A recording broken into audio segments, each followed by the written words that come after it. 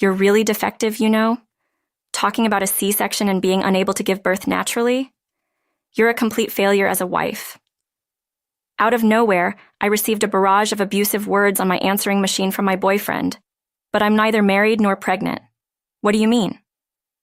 However, it didn't take long for me to understand the situation. I'm Risa, 26 years old. I work as a stylist at a beauty salon.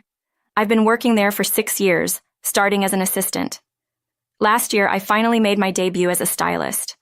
Day in and day out, I shampoo endlessly during the day and practice cutting at night. I've been tirelessly working on improving my skills, accumulating experience. My dream is to someday become independent and have my own salon. Good job today. After finishing work, I walked quickly to the station, passed through the ticket gate, and boarded a train heading in the opposite direction of my home. I'm going on a date with my beloved boyfriend. I met Georgie, my boyfriend, at a party about 6 months ago. Georgie is a handsome and refreshing young man. Not only me, but all the girls present at the party desperately vied for his attention. Amidst fierce competition among the women, I managed to sit next to him, pretending to go to the restroom, and successfully sneaked away with him. I felt a little guilty towards my friends who had attended the party, but it couldn't be helped. That's how much Georgie matched my taste. Afterward, we had drinks at a stylish bar and hit it off completely. That night, I stayed at his place. From that day we met, we started dating. Since then, I've been going on dates with Georgie once a week. When I arrived at the nearest station to his workplace, I stopped by the restroom to touch up my makeup. As I looked in the mirror, my face naturally relaxed with happiness about meeting him. Suddenly, I felt someone's gaze, and when I checked behind me in the mirror, it must have been obvious that my face had relaxed too much. I met the gaze of a woman who seemed to feel disgust towards me. I quickly switched to a blank expression, tidied up, and hurried to the meeting place with Georgie. Checking the time when I arrived at the meeting place, it was exactly 5 minutes before our scheduled meeting time. With my excitement held in check but still feeling anxious while waiting for him, my mobile phone suddenly rang. I hurriedly answered the call. Hello, Georgie. I just arrived. However, Georgie answered in a low tone, as if he was in an uncomfortable place. Risa, I'm sorry. There's a sudden issue and I won't be able to come back for a while. I'm really sorry for the short notice, but can we cancel our date for today? I promise we'll make up for it another time. What? I was looking forward to it, but I understand. Good luck with your work. We both have jobs to attend to. I didn't want to be too demanding. With a heavy heart, I said that and hung up the phone. I put my mobile phone back in my pocket and retraced my steps with a dejected mood. Inside the train on the way back, I gazed absent-mindedly out the window. I was lost in thought to the extent that I didn't notice my mobile phone vibrating in my pocket. How long had it been ringing? I realized and hurriedly checked it, only to find it was an incoming call from Georgie. However, the train was crowded. It would be quite rude to answer the call here, I thought, so I decided to get off at the next station and call him back. I let the call go unanswered. After a while, I switched to voicemail, and it seemed like a message had been left. It was something unimaginable from the usual Georgie. Hey, come on, why didn't you answer the phone? You know you're a really defective product. Talking about a C-section and not being able to give birth naturally, you're a complete failure as a wife. Being a defective product means divorce. Don't tarnish our bloodline any further. Unexpected words left me in shock and panic, and my mind went blank. C-section? Divorce? What was happening? Overwhelmed by it all, I stood still at the nearest station to my house after getting off the train. I mustered the courage to call Georgie. After a few rings, Georgie answered the phone. His tone was completely unchanged, just like always. Hello, Rissa. What's wrong? I finally finished work and I'm on my way home now. I'm really sorry about today. I couldn't comprehend the situation and I couldn't say anything. Perhaps he thought my silence was strange. Hey, are you mad? Is everything okay? To my continued silence, he sounded concerned. I took a deep breath to calm myself and asked him a question about the voicemail earlier. What was that about? Can you explain? Talking about a C-section and divorce, I'm your girlfriend, right? Georgie, are you married? And what's with calling your wife defective? Do you always speak to her like that? In response to my inquiry, and Georgie seemed to have an idea, and he quickly manipulated his mobile phone before saying this. Risa, I'm sorry, it was just a mistake. Can we pretend you didn't hear it and forget about it? You can't just pretend after I've already heard it, I said with exasperation. Georgie, looking flustered, said, No, that's not it. Not at all. I thought of surprising you. A surprise, you know. I acted it out. We've been dating for 6 months now, and I didn't want us to get into a rut. I want to be lovey with you forever, Risa. So I just did it on a whim. Even if it was an excuse, it sounded too forced. I wanted to make things clear, so I questioned him. Georgie, be honest. Are you already married? Was your wife pregnant? You mentioned the C-section, but did everything go well? And what's this about calling her defective?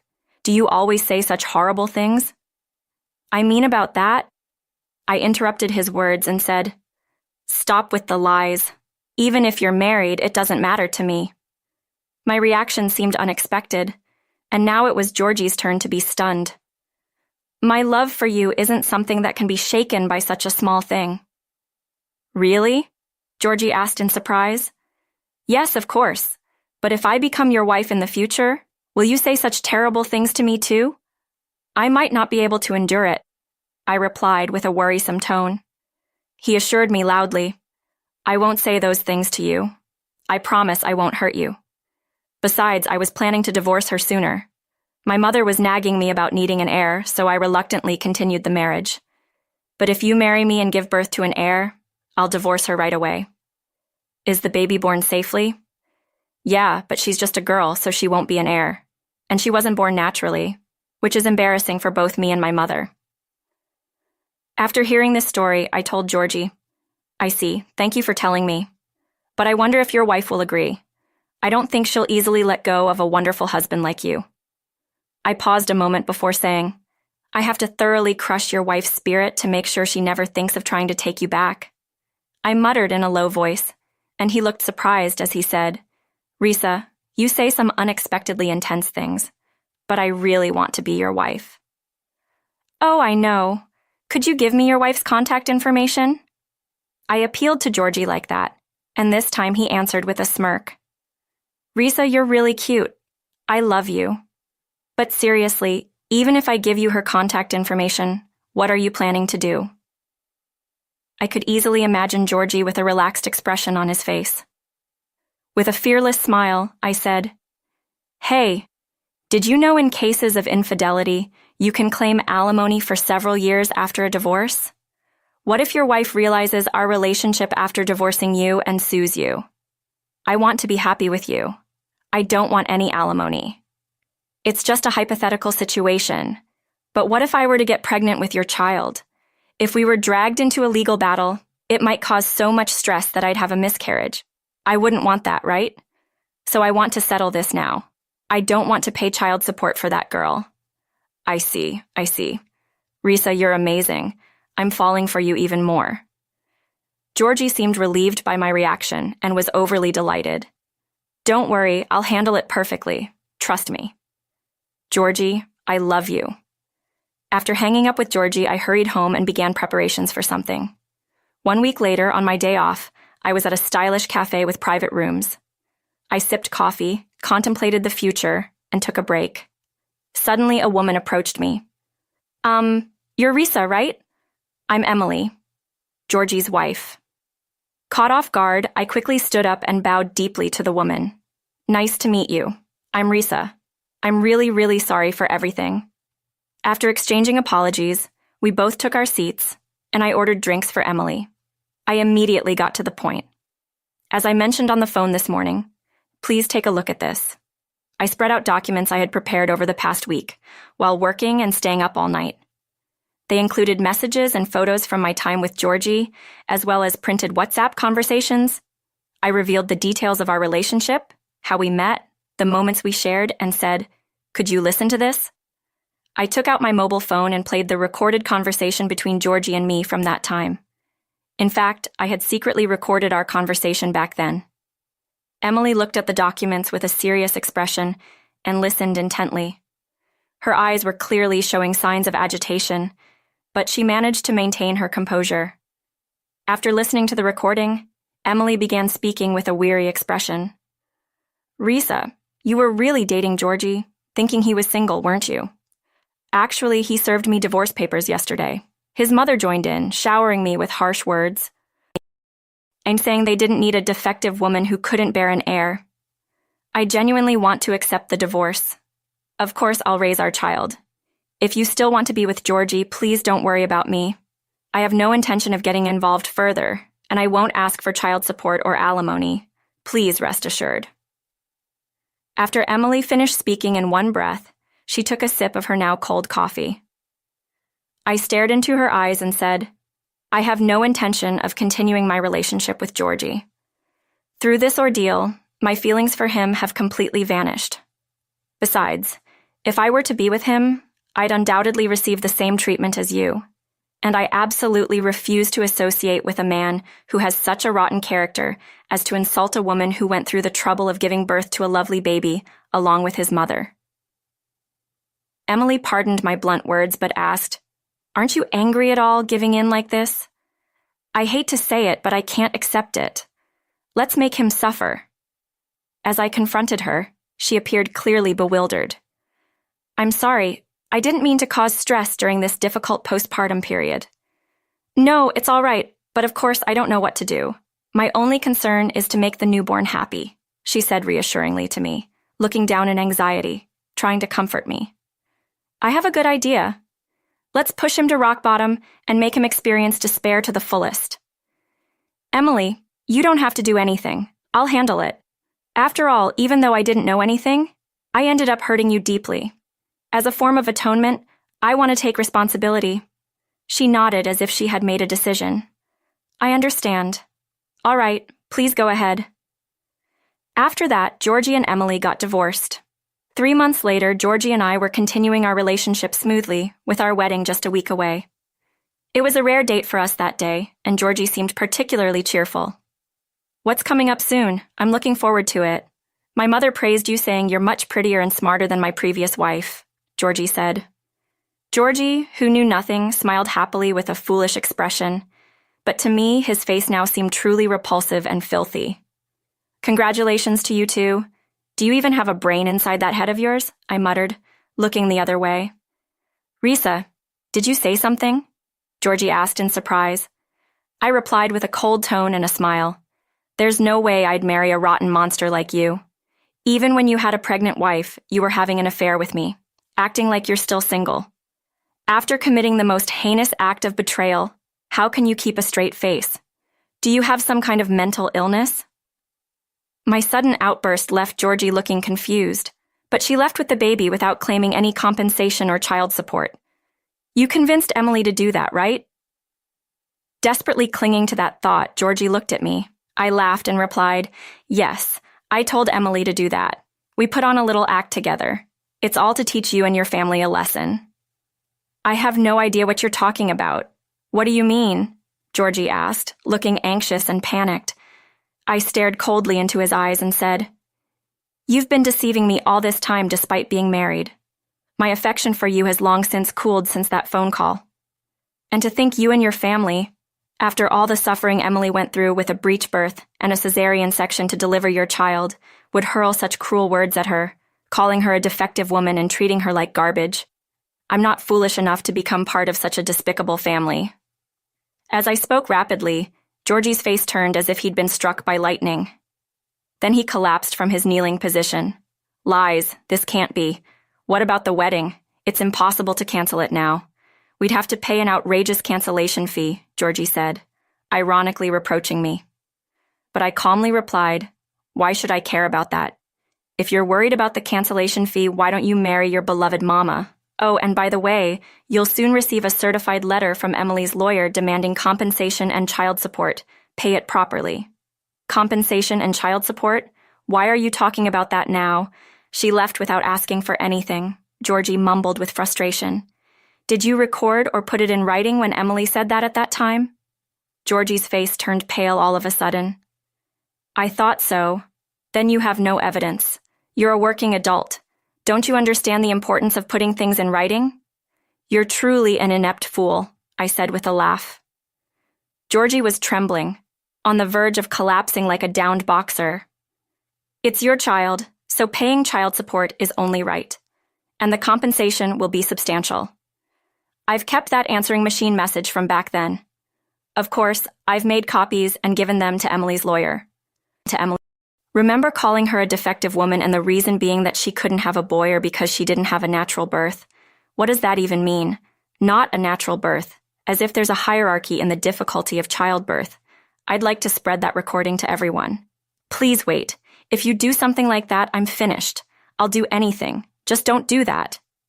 Georgie frantically pleaded with me, but I ignored him and said, Emily won't accept compensation from me, so instead, I used that money to hire lawyers for her. Lawyers who specialize in infidelity and divorce, and lawyers who are well-versed in domestic violence. They'll surely thoroughly defeat you. Georgie, you can't escape anymore. I said this and left him there, his face ashen. 6 months later, I finally opened up my shop as I had always dreamed. While preparing for the opening, my first customer arrived. She held her baby and came up to me smiling warmly. Congratulations, Risa, she said. I replied, Thank you, Emily. Please come this way. You can hold the baby while you shop. I welcomed Emily with a smile and guided her. After that, Georgie was overwhelmed with various matters, including paying the wedding cancellation fee, Emily's demands for compensation and child support, and negotiations with lawyers. Rumors about him spread quickly. Even without me disseminating the recording, he was forced to resign from his job, faced backlash from friends who learned of the situation, and was ostracized by neighbors and fellow parents. Whenever Georgie and his child passed by, not only were they talked about behind their backs, but people also avoided making eye contact with them and quickly left the scene.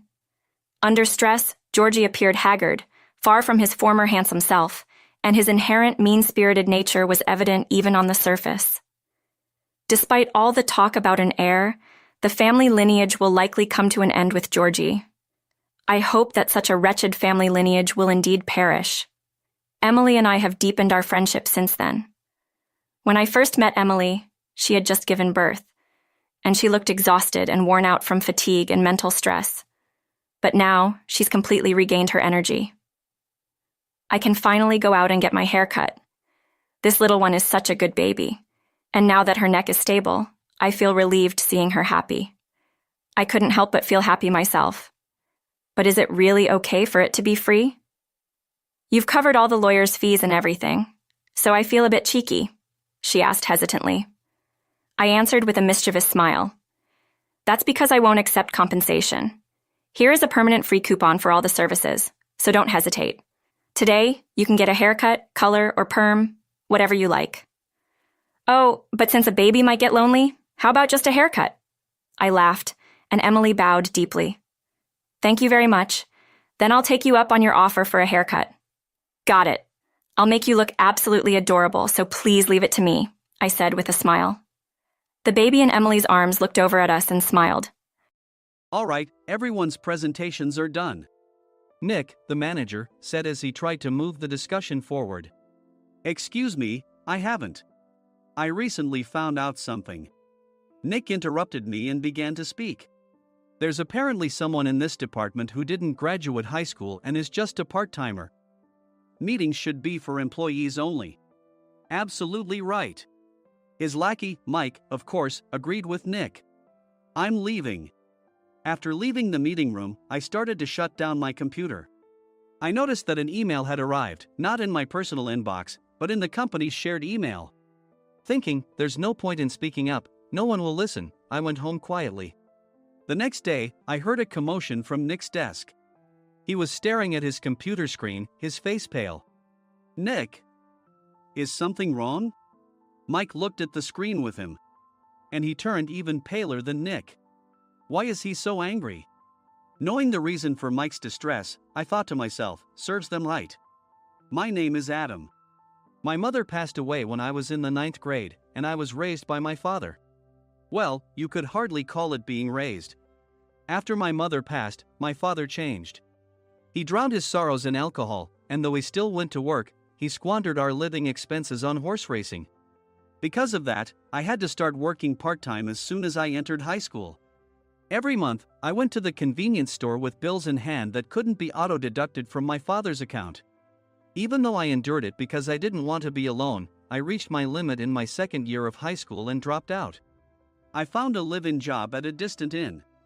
Thank you for everything. The day I left home, my father, still staring at the TV, spoke. Take care. That was our last conversation. Back then, 18 wasn't the age of majority, so I needed my father's permission to work, and I couldn't hide my place of employment. Yet, my father never visited me even once. I kept working just to survive, and before I knew it, I was 42. Years of hard work paid off, and I was transferred to the headquarters. I was thrilled to be recognized by the company, as I thought I'd be working in the field until retirement due to my lack of formal education. Listen up. Our work can change the future of our employees. Don't drag us down. On my first day after the transfer, Nick, dressed in an expensive suit, spoke sternly. There was a reason for this. Our inn was located in a prominent tourist destination, known so well that everyone in the state could sing its commercial jingle. At its peak, we had 5 locations within the state. But that was long ago. Due to financial difficulties and aging facilities, only the place where I had worked for many years and the original establishment remained. I was prepared to lose my job anytime, but now there was a glimmer of hope. With the rise of social media, the tourist area where the inn was located started gaining attention again. Depending on how hard the sales department, where I was transferred, worked, we could either thrive or be forced to give up this prime location to the new hotel chains continuously popping up.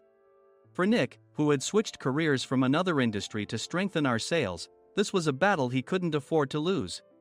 I understood why he had to be strict. I will do my best. Nick sneered at my enthusiastic declaration. Did you not hear what I said? I'm sorry.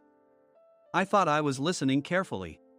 Out of habit from years of customer service, I apologized reflexively, though I had no idea what had offended him.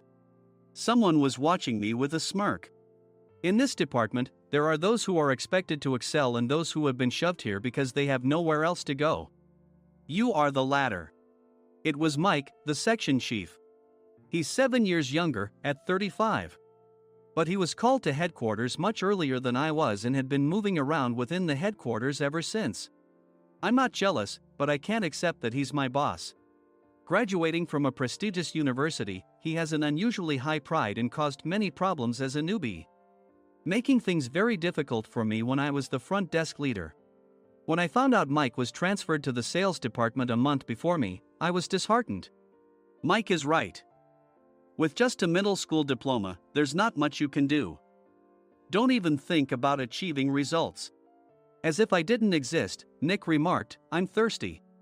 Mike eagerly ran to the coffee maker. It seems Mike is Nick's lackey.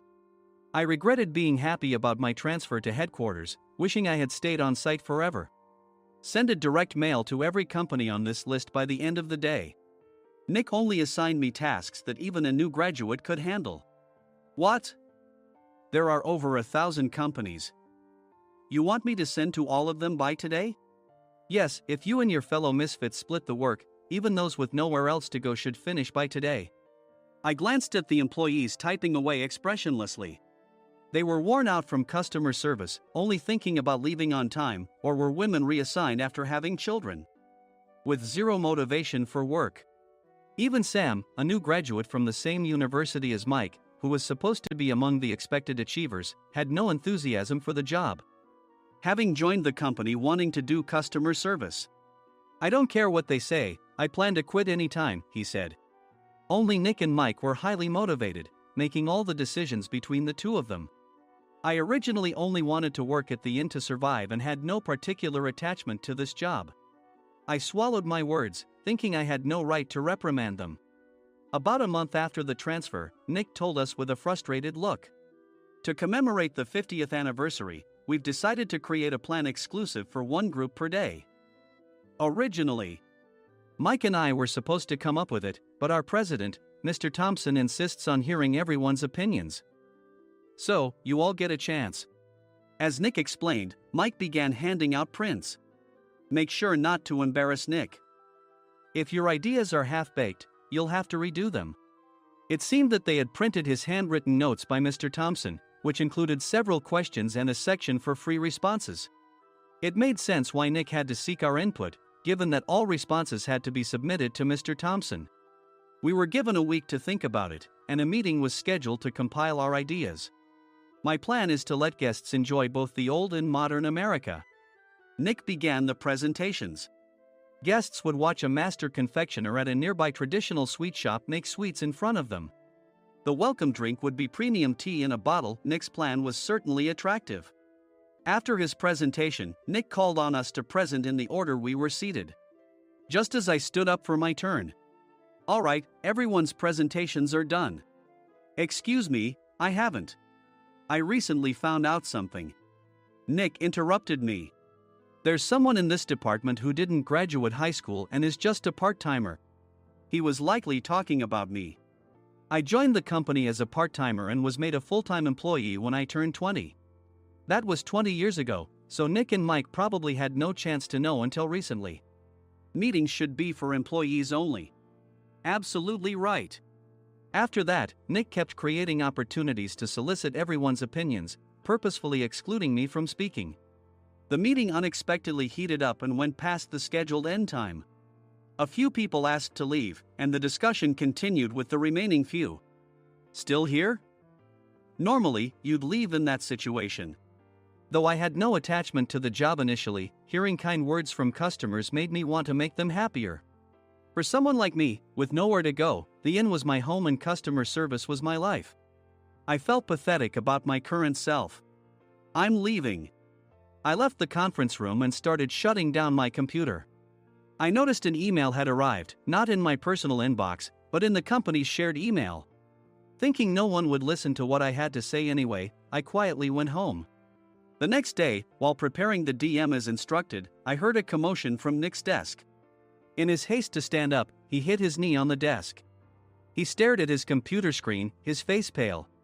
"Nick? What's wrong?"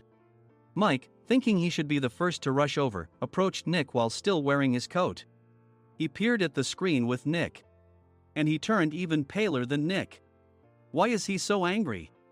Who is responsible for this company? Nick, more irritated than ever, asked, and Mike answered without checking. Probably Sam. Sam wasn't there because he was attending a morning training session for new hires. Nick gave up on getting angry and returned his gaze to the screen. They were looking at an email that arrived right after the end of the working day yesterday. Apparently, no one, including me, had checked it before leaving. The email was from a large company that used us for their annual employee trips. The president and executives of that company also frequently used our services personally. President of the company, Mr. Mason himself, had declared that neither he nor his company would ever use our services again. Well, some companies cancel their employee trips or stop using our services due to financial struggles. Let's just move on. Mike kept wiping the sweat from his forehead with a handkerchief. Knowing why Mike was so agitated, I quietly watched their interaction. Do you know how much revenue we get from that company? We can find other guests to fill the rooms, but we'll lose the banquet costs, gift shop revenue, rental car fees, and more. Moreover, the gifts were supposed to be prepared by the traditional confectionery shop involved in Nick's proposed plan. If it's known that we incurred such a huge loss at this critical time, Nick's position in the company would be jeopardized. Nick took a deep breath, seemingly trying to calm himself. All right, Mike. Go to New York right now and apologize to Mr. Mason. What? You're coming with me, right? I have urgent work to do. I trust you, which is why I'm entrusting this to you. Please. Mike, believing Nick's sincerity, agreed with a determined look on his face, saying, yes. That's Nick for you. Even if Mike went to apologize, Nick would shift all the blame onto him if the client didn't change their mind. Well, it was Mike's fault to begin with, so it served him right. About 3 hours later, Sam answered a call from somewhere and repeatedly apologized, saying, I'm very sorry. Everyone watched to see what was happening. After ending the call, he informed Nick with a weary tone. When Mike arrived at the client's company, he only made things worse, further infuriating Mr. Mason. He was demanding, get his boss here immediately. It was no wonder Sam was exhausted, dealing with such a call right after returning from training. What is that idiot doing? Alright, Adam, you're coming with me. If sacrificing Mike didn't work, then I must be next. Normally, I'd want to refuse at all costs, but I saw an opportunity in this situation. If I can be of assistance, I'd be happy to join you. I immediately followed Nick, and we flew to New York. When we introduced ourselves at the reception, it became clear how serious the situation was, as the receptionist personally escorted us to the president's office.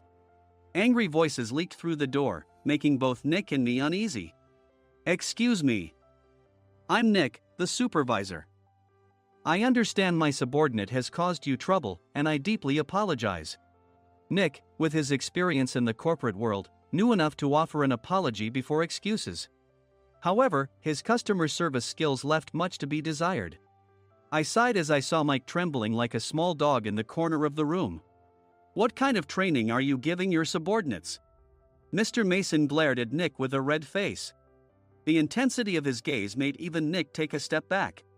Regrettably, I joined this company only 2 years ago and was unaware of Mike's issues. I should have identified his shortcomings sooner. Indeed. I should have realized sooner. No sensible person would come to apologize and then give a lengthy presentation on the drawbacks of not using their in. Nick froze, his mouth slightly open. Suspecting the worst, I picked up the documents that had fallen to the floor. It seemed Mike hastily prepared these documents on the plane, listing the disadvantages.